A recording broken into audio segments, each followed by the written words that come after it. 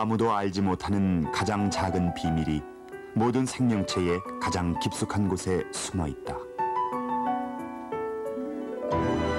그것은 운명을 좌우하고 죽음을 예언한다.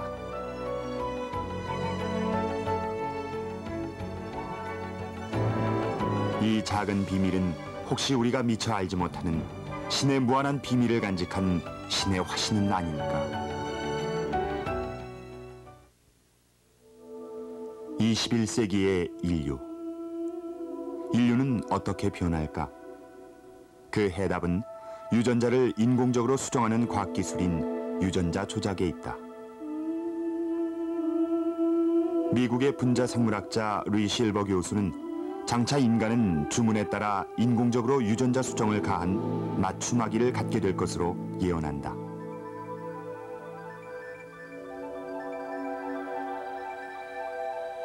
이 21세기 초의 부부는 치외 수정을 통해 아기를 임신하려 한다. 아기 이름은 앨리스라고 지었다. 이 부부는 간단한 자판 조작으로 앨리스의 유전자 정보를 검색할 수 있다. 이 정보를 바탕으로 부부는 자신들이 원하는 특정한 유전자들을 선택하고 삽입해서 앨리스를 설계한다.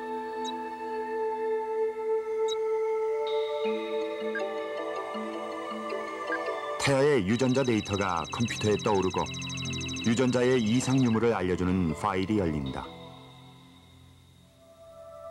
치명적이거나 심각한 질병을 일으키는 돌연변이가 발견되면 그 자리에서 즉시 유전자를 고친다. 다음 파일엔 합병증과 전염병에 걸릴 소지를 알려주는 데이터가 있다. 유전자를 수정해서 병에 걸릴 위험을 줄일 수 있다. 이 놀라운 예언이 에덴의 재창조라는 책 속에 있다. 이 책의 저자 리 실버 박사는 프린스턴 대학에서 분자 생물학 분야의 첨단에서 일한다. 이제 맞춤아기를 만들기 위한 마지막 작업이다. 부모는 키와 몸무게를 비롯 머리와 눈의 색깔, 피부색과 운동 능력, 예술적 소질 등 자신들이 원하는 유전자들을 택한 후 태어날 아기에게 적용시킨다. 부모가 선택사항을 컴퓨터에 입력하면 컴퓨터 화면엔 앨리스가 16세까지 성장했을 때의 모습을 보여준다. 이 모든 유전자 조작이 완결되면 수정란을 어머니의 자궁 속으로 옮긴다. 진화는 원래 무작위로 일어났습니다. 전혀 알 수가 없었죠. 미래에는 무작위로 진화하지 않고 인위적으로 진화하게 됩니다. 인간은 인간의 진화를 조절하게 될 것입니다. 그리고 진화가 훨씬 더 빨리 진행되는 이유는 그게 어떤 진화가 되든지 간에 우리가 장차 결정할 후손들도 이 과학기술을 활용할 것이기 때문입니다. 9달 뒤 맞춤아기가 탄생했다. 실버 교수는 인간 모두가 유전자 조작을 통해서 탁월한 능력과 재능을 지닌 육상 선수와 과학자를 비롯 음악가와 예술가 등 전문가로 구성된 세대가 등장할 것으로 본다. 유전자를 인공적으로 조작하는 능력이야말로 인류의 모든 후손들에게 크나큰 영향을 미칠 것이다. 우리에겐 이미 그런 능력이 있다. 이 벤처기업에서는 질병을 일으키는 유전자를 정상적인 유전자로 대체하는 요법을 한창 연구 중이다.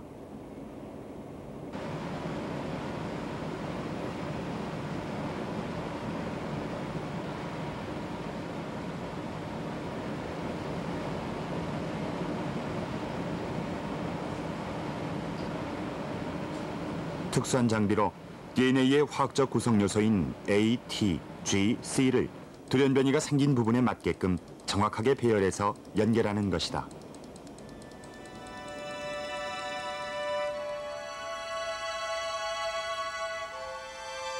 이것은 이 요법을 위해 합성된 63글자가 들어있는 DNA다. 이 DNA를 캡슐로 싸서 세포의 핵 속에 주입하게 된다.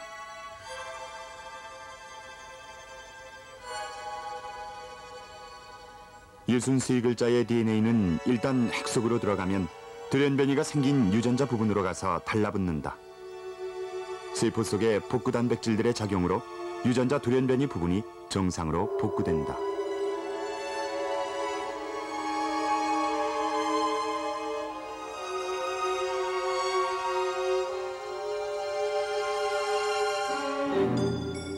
한 생물의 DNA를 제거하거나 수정하는 등의 행위가 유전자 조작에 좋은 예다.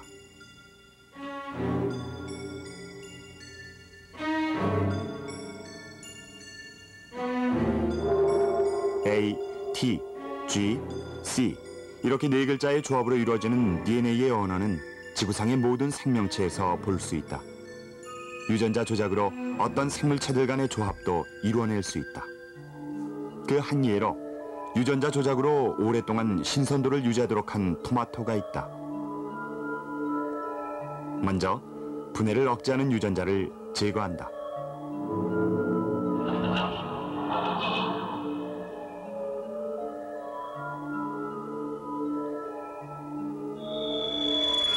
그 다음엔 이 유전자를 전혀 관련이 없는 생물인 대장균에다 주입해서 증식시킨다.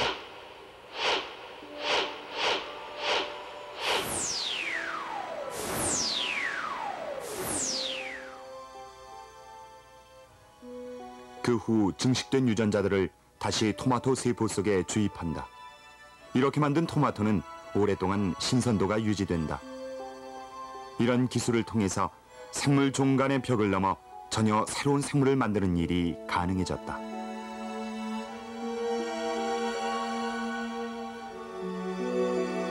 유전자 조작 기술로 수많은 종류의 농산물과 약품을 만들 수 있다. 일본에서는 지금까지 유전적으로 수정된 20여 가지 식품과 10여 종의 의약품이 공식적인 승인을 받았다.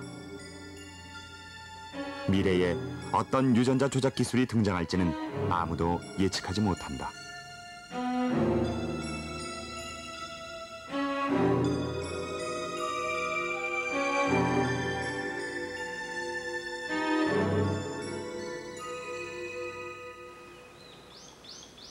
현대 과학이 탄생시킨 새로운 과학 기술인 유전자 조작을 어떻게 받아들여야 할까?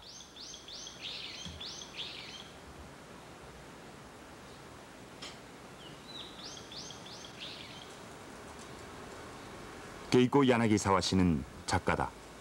그녀는 지난 30년 동안 원인을 알 수 없는 질병과 싸우고 있지만 생명과학을 주제로 한 많은 작품을 써오고 있다. 지난해엔 병세가 약간 호전됐다.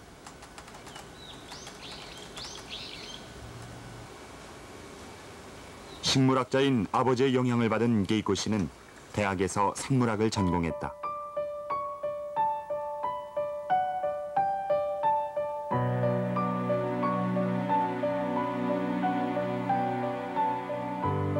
그녀는 대학 졸업 후 컬럼비아 대학으로 가서 첨단 과학 연구에 참여했다. 게이코 씨는 결혼해서 아이를 낳은 뒤 다시 연구에 참여했다. 하지만 30살이 되던 해에 구역질과 온몸의 통증을 동반한 증세로 일을 그만둬야 했다. 그 후 4년 동안 갈수록 증세가 악화되자 한때는 안락사까지 생각하기도 했다. 게이코 씨는 이런 개인적인 경험으로 계속해서 생명과학과 유전자 기술에 관심을 기울이게 됐다. 콜롬비아 대학에서는 A, T, G, C 네 글자 중 하나가 다른 것으로 교체되면 과연 돌연변이가 생길 것인지를 연구했습니다. 역시 생기더군요. 이중나선 구조라서 예를 들어 T를 교체할 경우 첫 번째 세포 분열 때는 금세 돌연변이가 생기지 않습니다. 그와는 대조적으로 두 번째 분열에서는 우리가 가정한 대로 돌연변이가 생겼어요. 연구하는 사람의 가설이 증명될 때만큼 희열을 느끼는 것도 없습니다. 스릴도 있고요. 이 분야를 연구하는 건 예술하고 비슷하고 음악이나 미술하고 닮은 점도 있다고 봐요. 그 작업을 계속한다면 자랑할 만한 유산을 남기게 될 것이라고 여겼죠. 후세 사람들이 뒤돌아보면서 19세기와 20세기에 진보된 우리의 지식과 우리 시대에 이미 이루어낸 많은 발견에 놀랄 겁니다. 전 이 연구야말로 인간 정신의 유산인 만큼 계속해서 진보해야 한다고 생각합니다. 하지만 사람들이 우리가 개발하는 과학기술로 사역을 채우려고 하면 갈수록 문제가 커지게 되므로 신중하게 진행해야겠죠. 그런데 우린 우리의 유전자에 대해 얼마나 알고 있을까?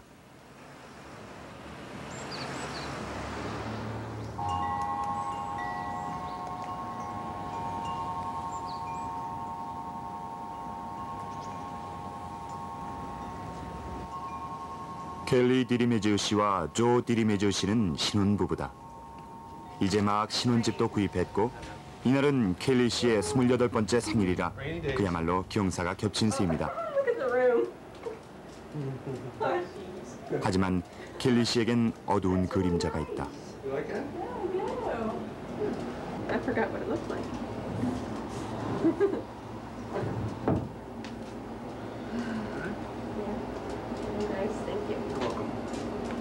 켈리 씨에겐 불치병인 헌팅턴 무도병을 일으키는 유전자를 몸속에 지니고 있을 가능성이 있다.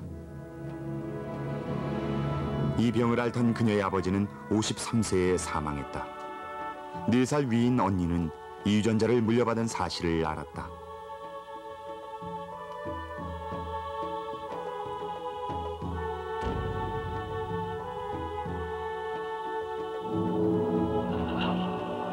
헌팅턴 무도병은 4번 염색체 속 유전자의 돌연변이로 생긴다.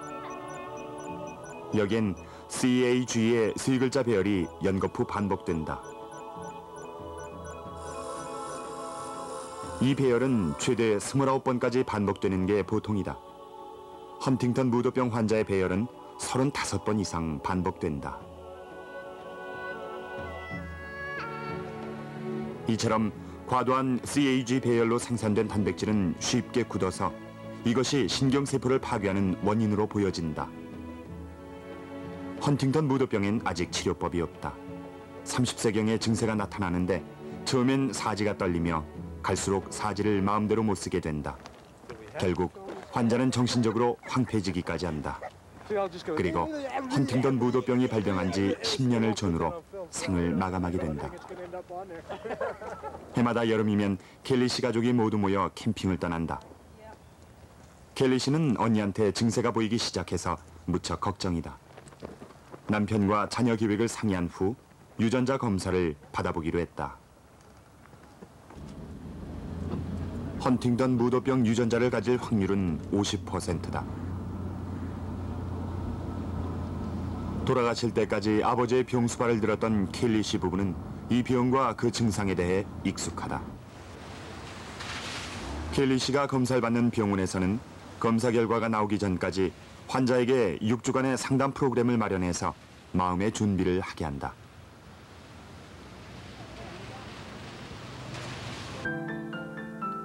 파킨슨씨병은 신경 전달 물질 도파민을 만드는 세포가 있는 뇌의 흑질에 이상이 생겨 발생한다. 스웨덴과 미국에서는 세포 이식술로 파킨슨씨병을 임상 치료하고 있다. 이 이식술엔 낙태한 태아의 뇌세포가 이용된다.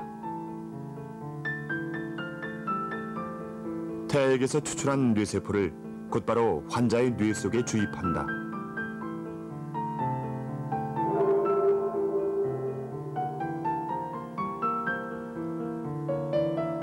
제대로 일어서지도 못했던 파킨슨씨병 환자들이 이 수술을 받고 걷게 된 경우도 있다.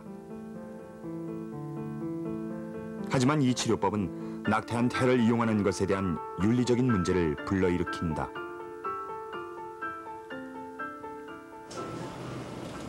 새로운 생명과학 기술로 이 문제를 풀기 위한 연구가 진행되고 있다.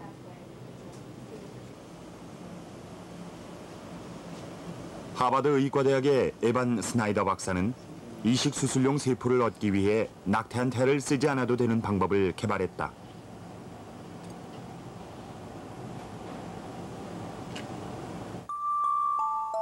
스나이더 박사는 뇌세포를 실험용 유리 접시에서 증식시키는 기술을 개발했다.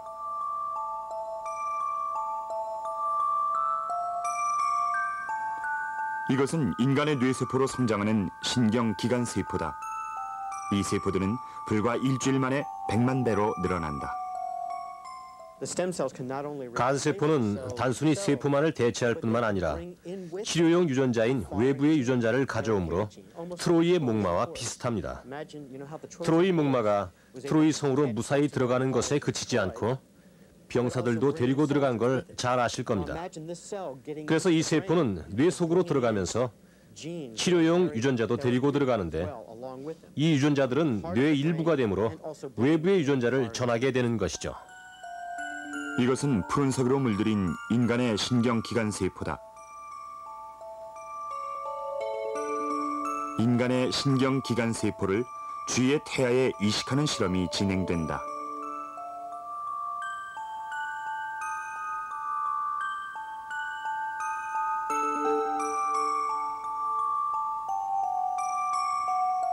수술 결과 인간의 신경기관세포는 쥐의 뇌를 장악하고 두뇌를 형성하는 세포인 뉴런과 신경교질세포로 자라난다.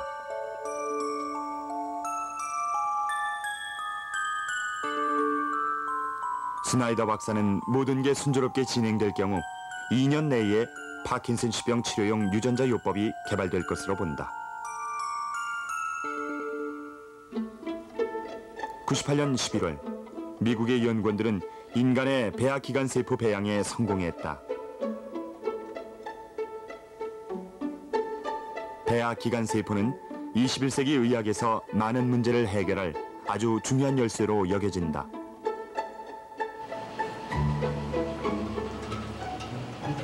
오사카 대학의 히로시 하마다 교수는 쥐의 배아기관세포를 연구 중이다.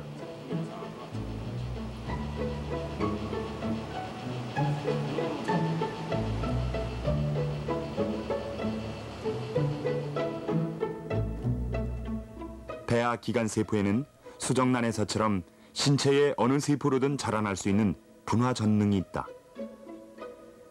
배아기관세포의 유전자 활동을 조절할 수만 있다면 세포를 배양하거나 이 놀라운 능력을 보유할 수도 있다.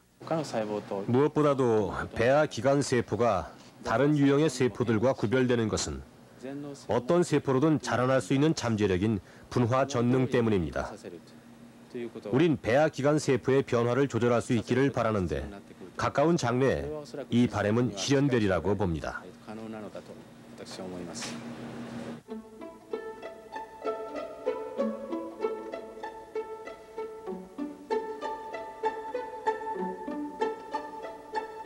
이것은 배아기관세포에서 분화된 심장의 근육세포인 심근세포다. 배아기관세포를 이용하면 심근경색증 같은 심장질환 치료에 혁명을 일으키게 될 것이다.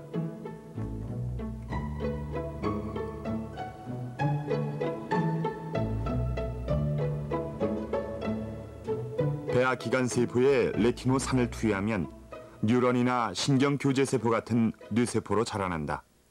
레티노산은 특히 뇌세포의 발달을 유도한다. 배아기관세포를 유전자 조작으로 조절할 수 있다면 파킨슨씨병이나 헌팅턴 무도병 같은 질환의 치료에 효과를 보일지도 모른다.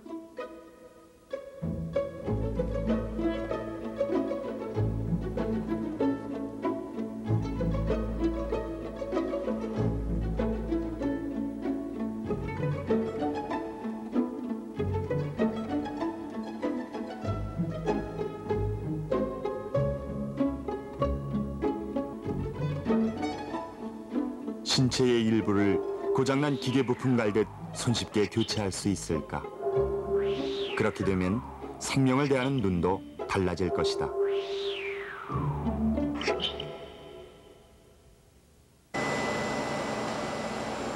머지않아 손쉽게 얻게 될 개인의 유전 정보는 이런 유형의 치료에 기초가 될 것이다.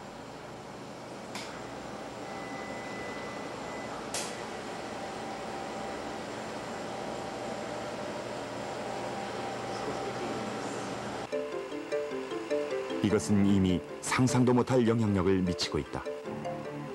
시카고 근교의 알곤 국립연구소에서는 DNA 칩으로 불리는 유리판을 만들고 있다.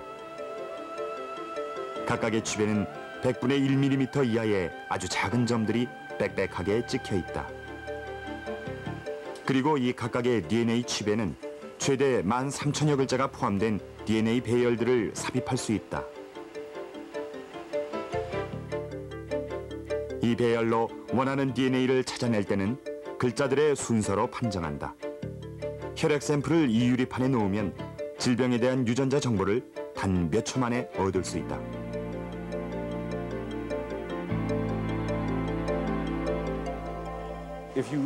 누구든 완벽한 게놈 데이터를 갖게 된다면 누가 그 데이터를 갖게 되든지 간에 그것을 이용하는 데에 따른 책임을 지도록 해야 하며 부당한 용도로 쓰이지 않게 해야 합니다.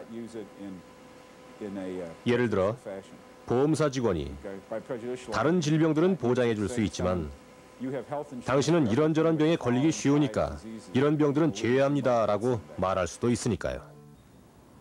미래에는 유전자 정보가 어떻게 이용될까? 개인의 유전자 정보가 중요한 논쟁거리로 떠오른 곳은 인구 27만의 대서양 최북단 섬나라인 아이슬란드다.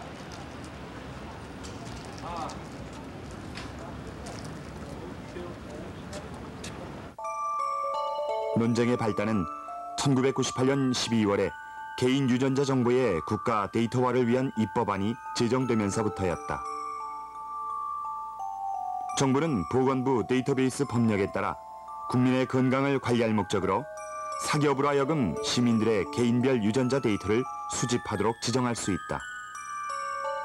그 사기업은 그 데이터를 분석하고 상품으로도 판매할 수 있도록 허가된다. 이 법안에 대한 격렬한 찬반 논쟁으로 아이슬란드 의회 의원들은 분열됐다. 이 법안은 모든 정의와 개인의 독자성에 전면적으로 위배되는 것입니다. 이 법안을 지지하는 사람들이 그런 심각한 사태에 대해 책임질 수 있다고 보십니까? 최종 투표 결과 찬성 37표, 반대 21표로 국가가 국민의 유전자 정보를 장악하는 국가법의 선례가 마련됐다. 이는 아이슬란드의 공중보건과 의료체계의 신기원입니다. 이 법은 신약 개발과 수많은 질병의 예방을 가능하게 할 것입니다. 질병에 시달리거나 치료를 기다리는 사람들은 이 법으로 엄청난 혜택을 받게 될 겁니다. 사기업이 전 국민의 모든 데이터에 접근할 수 있고 제약회사 역시 그 데이터에 접근할 수 있다는 건 너무도 두려운 일입니다. 어떤 형태로든 정보가 유출되는 것을 막을 수는 없습니다. 그 결과 병이 있는 사람이나 그 가족들은 차별 대우를 받을 겁니다. 천여 년 전 바이킹들은 아이슬란드를 발견하고 정착했다. 그 천년 사이에 아이슬란드로 이주하거나 해외로 이주하는 경우는 드물어서 인구가 안정된 편이다.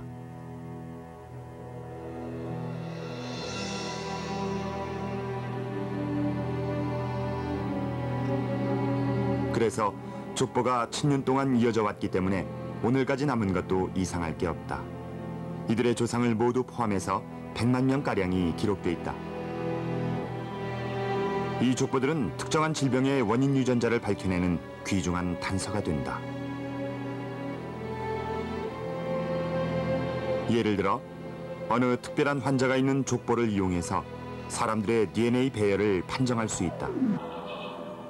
어떤 배열이 질병을 가진 사람에게만 나타나고 정상인에겐 없을 경우 그 배열은 질병을 유발하는 유전자의 것이다.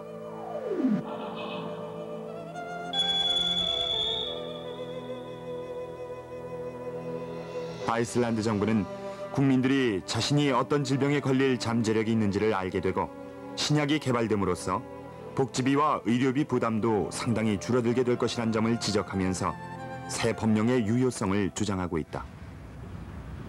이 디코드 제네틱이란 생명공학 회사는 아이슬란드 정부와 독점 계약의 가능성을 타진하고 있다.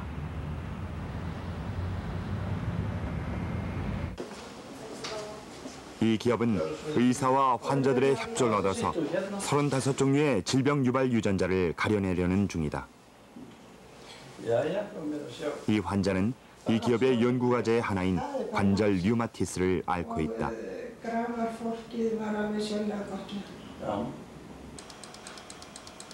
각 개인의 모든 데이터는 컴퓨터에 입력된다. 병력이나 결혼 여부는 물론 흡연 여부나 낙태 여부, 정신 건강이나 머리카락, 피부 상태 같은 개인의 건강 정보가 수집된다. 이와 더불어 그 개인의 가족 병력도 함께 입력된다. 각 개인의 혈액을 채취한 다음 그 혈액에서 DNA를 추출해낸다.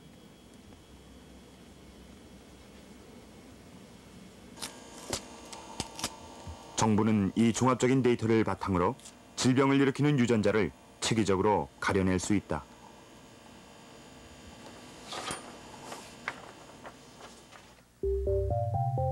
고속 분석기로 각 개인의 DNA 배열을 해독한다.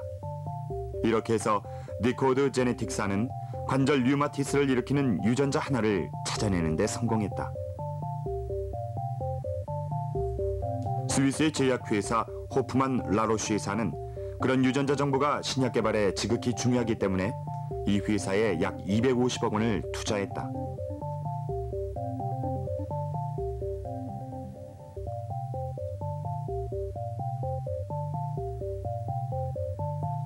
디코드 제네틱사는 지금까지 13,000명의 혈액 샘플과 6만 명의 족보를 확보했다.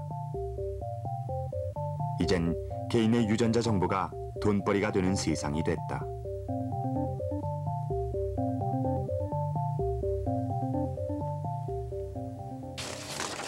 혁신적인 생물학과 국민의 유전자에 대해 연구하는 아이슬란드 대학의 아이나 아나슨 교수는 인터넷에 새 법령에 대한 반대 의견을 올려 세계적인 토론의 장을 마련했다. 이는 완전히 비정상적인 상황입니다. 아이슬란드에서 벌어지는 일은 크게 잘못된 것입니다. 국가가 이 법안으로 복지비 절약을 정당화하는 동안 어떤 기업은 그것으로 이익을 챙기고 있습니다. 이는 전적으로 상식을 벗어난 상황입니다.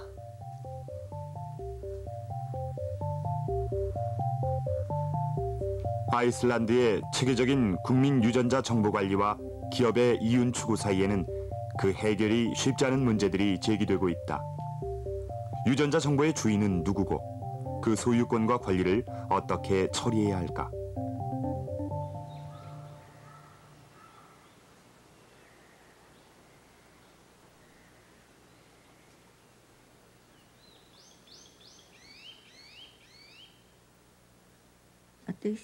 제 생각엔 유전자 정보는 한 개인의 고유한 정보이므로 그 정보의 주인이 열람을 원할 때 그 주인에게만 공개되어야 하는 것으로 봅니다. 비록 직계 가족이라 하더라도 그 개인의 동의 없이는 열람하게 해선 안 됩니다. 국가가 그런 정보에 우선권을 갖는다는 건 아주 불합리합니다. 우린 그런 일은 극히 위험한 상황이란 점을 인식해야 합니다. 사실 그런 정보는 연구에 종사하는 사람인 과학자들에겐 몹시도 절실하게 필요한 정보겠죠. 아이슬란드의 경우를 보면 정부 차원의 유전자 데이터 관리는 분명 현재의 연구를 크게 진척시킬 겁니다. 하지만 지금까지 우리가 행한 방법대로 꾸준히 연구하지 않는다면 그렇게 가속이 붙은 연구로는 아무런 결과도 얻지 못할 것입니다.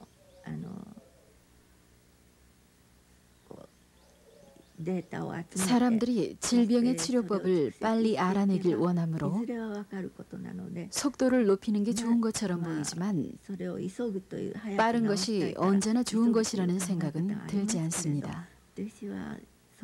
무엇보다 중요한 건 자연을 거스르지 않고 윤리적인 문제들을 신중하게 고려하면서 단계적으로 나아가야 한다는 점입니다.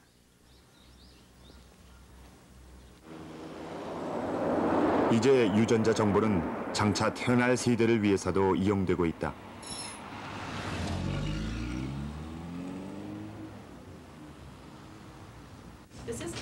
캘리포니아주에선 출산 전 검사를 지원해준다. 예비 부모가 태아가 선천적인 결함을 갖고 태어날 가능성을 검사하는 것엔 지원을 안 하지만 그보다 정확한 양수 검사엔 주 당국에서 비용을 대신 지불한다.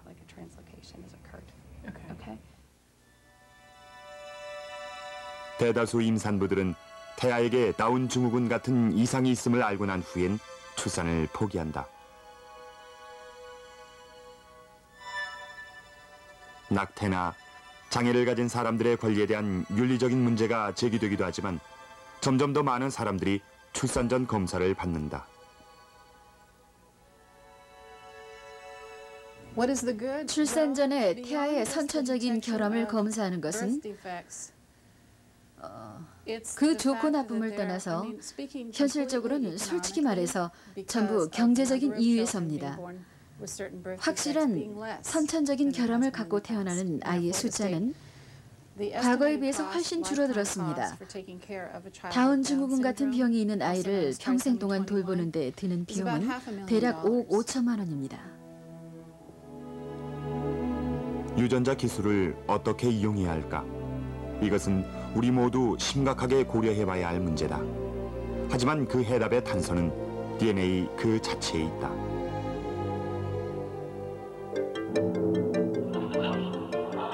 (11번) 염색체 속의 한 유전자가 일으키는 낫세포 빈혈증을 살펴보면 유전자의 놀라운 진화 능력을 볼 수 있다.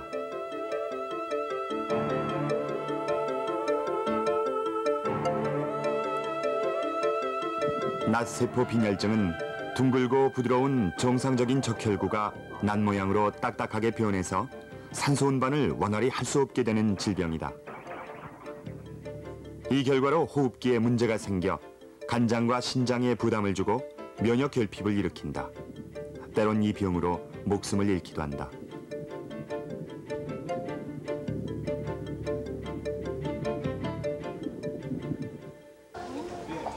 낫세포 빈혈증은 흑인에게 자주 발생하는 질병이다.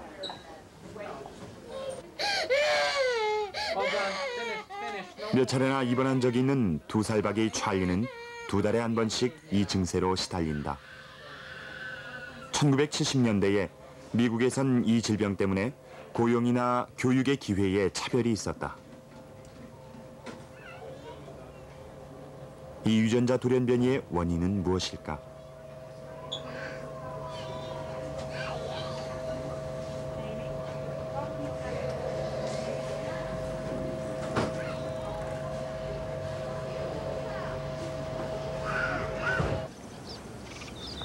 그 기원은 아프리카의 환경에 있다. 여기는 케냐의 빅토리아 호수변 도시 키수무다.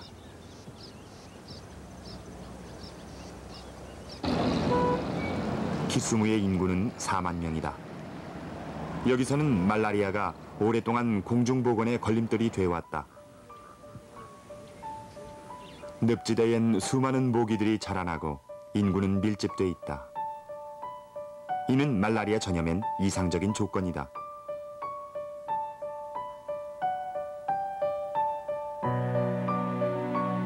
말라리아는 말라리아 원충을 옮기는 학질 모기에 물린 사람들이 걸린다.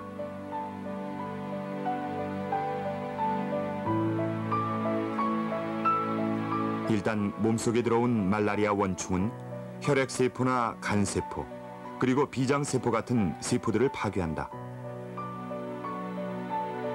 그런데 낫세포 빈혈증이 있는 사람은 혈액세포 속의 산소 농도가 너무 낮아 말라리아 원충이 오래 살아남지 못한다. 이것은 유전적으로나 진화적인 측면에서 볼 때 중요합니다. 낫세포 빈혈증을 일으키는 이 돌연변이는 수천 년 전에 중앙아프리카에서 발생했습니다. 누구든 낫세포를 만드는 유전자를 갖고 있으면 말라리아 감염도 막고 심한 말라리아에 걸려도 이 유전자가 없는 사람보다는 훨씬 더 잘 살아남습니다.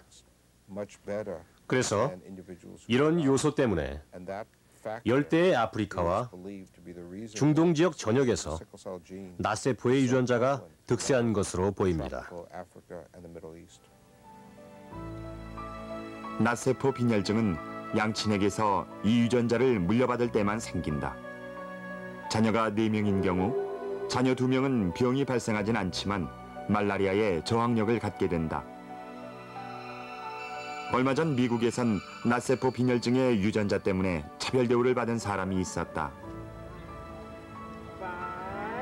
이런 식으로 유전자들은 인간 사회의 기대를 앞지르기도 한다. 유전자는 모든 환경에 적응하면서 끊임없이 진화하고 다양해진다. 이런 다양성은 실험적인 조건 하에서도 관찰된다.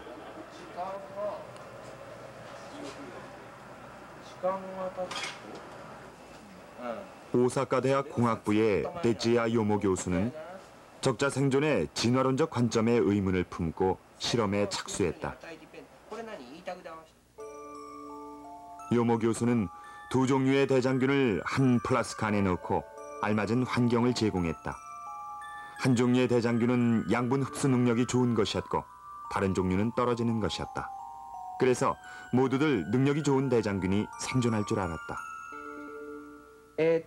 이것은 우리가 일정한 배양 환경으로 대장균을 배양하는 곳입니다. 여기서 진화 과정을 연구하는 중이죠. 이것을 몇 가지의 서로 다른 대장균들을 한데 넣어둔 작은 연못으로 가정해 보면 대장균들은 서로 경쟁할 겁니다. 대장균은 이것에서부터 연결된 관을 따라 이 끝으로 나옵니다.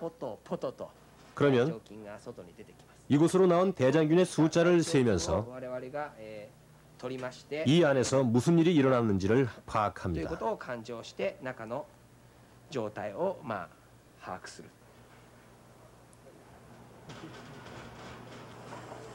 몇 번이고 실험을 거듭했지만 흡수 능력이 떨어지는 대장균의 일부도 계속 살아있었다.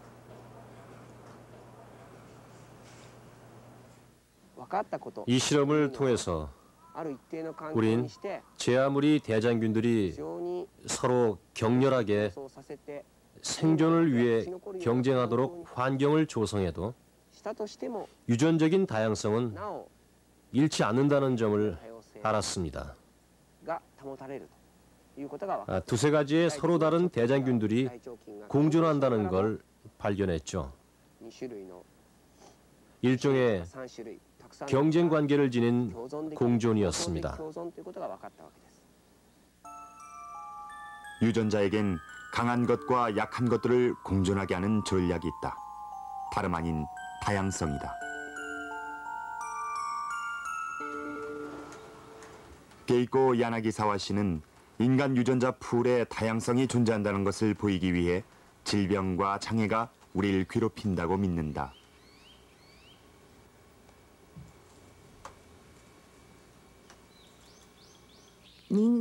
이 세상엔 전체 인류의 모든 유전자를 담고 있는 인간 유전자 풀이 있습니다. 이 유전자 풀에 돌연변이가 생기는 것은 인간 유전자들이 다양화를 통해 우리의 환경, 즉 지구에 적응하고 있음을 말해주는 것이죠. 그리고 다양화가 생기면 질병도 생기기 마련입니다. 인류는 그것을 피할 수는 없습니다. 우린 어떤 사람한테 질병을 일으킨 유전자를 그 사람에게 나쁘고 해로운 것이라고 말할 수도 있습니다. 하지만 모든 인간에게 해로운 유전자란 절대로 있을 수 없습니다. 인류에게 나쁜 것으로 여겨지는 유전자가 있다면 그건 바로 유전자가 아닌 그 사회의 상태가 나쁘기 때문이죠. 유전자란 바로 그런 것입니다. 유전자는 일정한 비율로 질병을 일으킵니다. 그래서 늘 일정한 비율로 심각한 선천적인 결함을 갖는 아이가 태어나고 일정한 비율의 사람들이 사회가 지원해야 할 신체 장애를 안고 태어납니다. 이것은 사회 차원에서 고려해 볼 문제입니다. 결코 일개인의 문제가 아닙니다. 선천적인 결함은 일정한 비율로 생깁니다. 그래서 어떤 사람이 장애를 안고 태어나게 된다면 그 사람은 우리를 대신해서 우리 모두의 짐을 짊어진 것입니다. 그러므로 우린 그 사람을 도울 수 있는 건 무엇이든 해야만 합니다. 게이코 씨는 과학자로 인생을 시작했다가 원인도 알 수 없는 질병으로 고통받게 된 한 사람으로서 강한 사명감을 느낀다. 그녀는 독특한 경험과 견해를 가진 사람만이 할 수 있는 방식으로 기여하려 한다.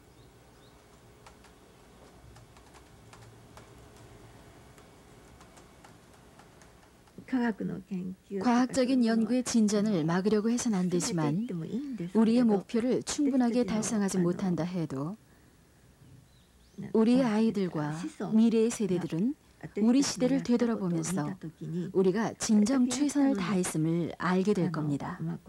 예를 들어 방사성 폐기물 처리의 경우에는 미래의 세대들은 우리가 그런 일을 한 것에 대해 무척 분개하겠죠.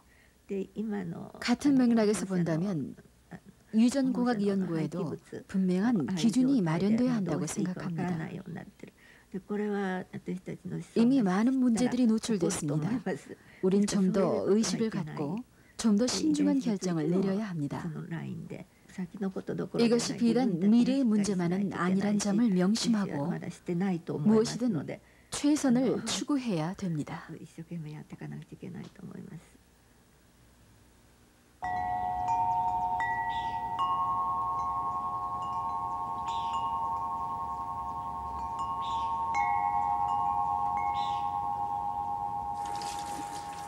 검사를 받은 지 6개월 후 켈리 디리메지오 씨는 자신에게 헌팅턴 무도병 유전자가 있음을 알게 됐다.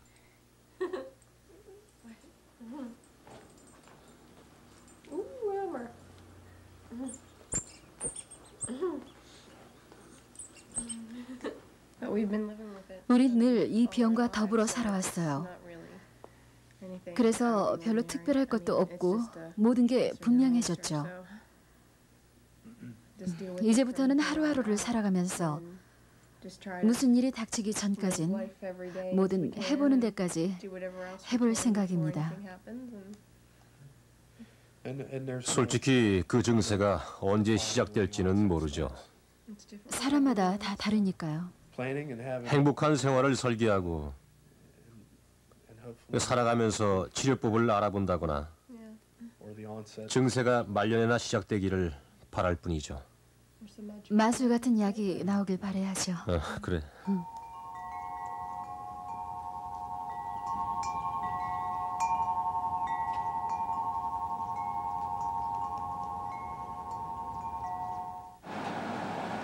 니에가타 대학 연구원들은 질병을 일으키는 유전자를 쥐에게 주입해서 세계 최초로 헌팅턴 무도병과 아주 유사한 증상을 보이는 쥐를 생산하는 데 성공했다.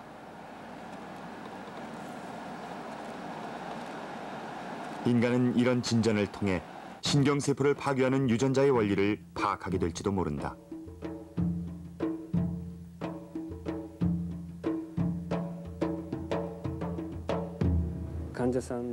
이제 우리에겐 이 질병의 증세를 정확하게 복제시킨 실험용 쥐가 있습니다. 앞으로 뇌 속에서 일어나는 일을 파악할 수 있을 것이고 그 뒤를 이어 치료를 위한 연구가 진행될 것입니다. 한 유전자에 돌연된 이가 헌팅턴 무도병을 일으킨다. 우린 유전자들을 조작함으로써 이 병을 이해하고 치료할 기회를 얻게 될 것이다. 켈리 씨는 인간의 유전자 풀에서 유전자 하나를 얻었다.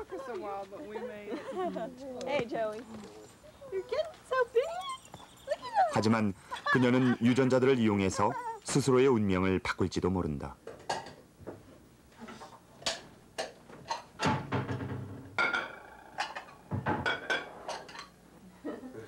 유전자의 힘은 미래 인류의 삶에 크나큰 영향을 미칠 것이다. 결국 우리의 미래는 모든 사람이 유전학에 관련된 과학기술과 더불어 살아가는 사회가 될 것이다. We thank you for the beautiful day that you have given us and for all of us to spend together and enjoy each other. Thank you, Father, for all the many blessings you have given us.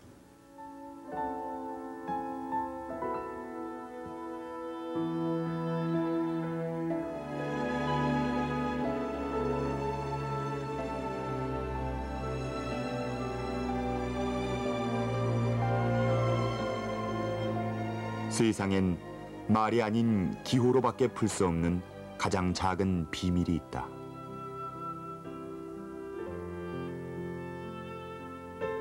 그래서 세상엔 기쁨이 샘솟고 두려움도 생겨난다.